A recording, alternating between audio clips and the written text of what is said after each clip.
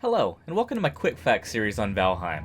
I'm Elsewhere of Steadfast Gaming, and my goal in this series is to be as quick and concise as I can be, while covering as many aspects of the game as possible. Today we'll be using the antler pickaxe we gained from defeating Eikthyr to farm up some copper and tin ore and move on to the Bronze Age. Both of these metals can be located in the Black Forest biome, and while tin can be found near the coast or in small streams and ponds, copper can be found just about anywhere in these massive nodes. In the case of copper, I recommend building a small base nearby, just big enough for a box, a bed, a fire, and a workbench. This will allow you to skip the much more dangerous nights here in the Black Forest, repair your pickaxe, and store ore in a chest, stockpiling it for specific runs back to your base. For the stone you'll get as a byproduct of mining, you can right-click with your hammer and construct piles of the stone near your fob. This will store 50 stone at a time, and you can always middle-click it later to get the resources back. This can also be done with wood. Once you have a good amount of ore stored in your chest, begin to run it back to base. It's now time to begin processing. In order to make the furnace and kiln, which we'll need to convert the ores we have into bronze ingots, we'll need surtling cores.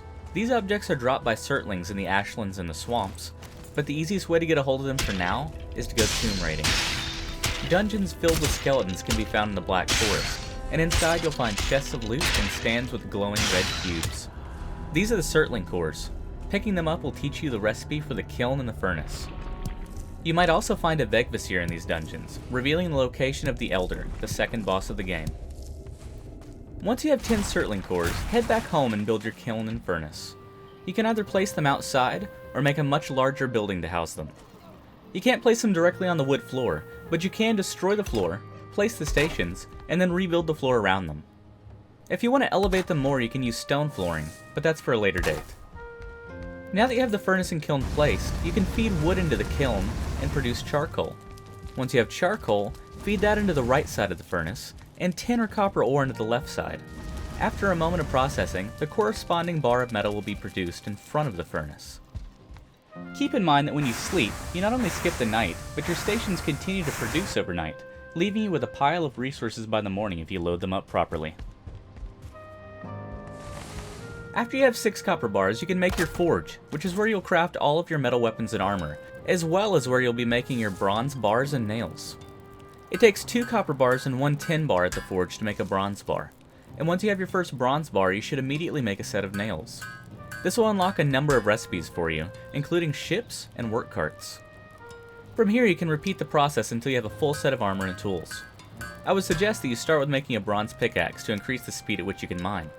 Also make yourself a cart for your ore runs, and don't forget that you can have your hoe in your hands while you run, creating makeshift trails where terrain might be a little rough. I would also say that you should make yourself a bronze mace, as many of the enemies you'll be facing in the immediate future are weak to blunt damage, and this will get you through a good amount of content. As for making armor, while it's nice, it's a huge time sink to farm up a full set of bronze armor. It's also arguable whether or not the benefits outweigh the cost. Your movement speed while in bronze is reduced, and when using a shield properly, its effects are questionable.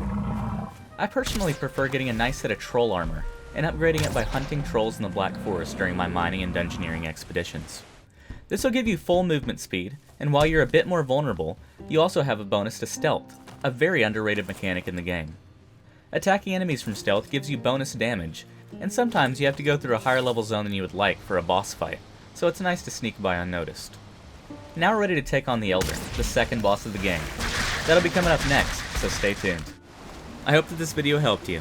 Take care, and may your sword stay sharp.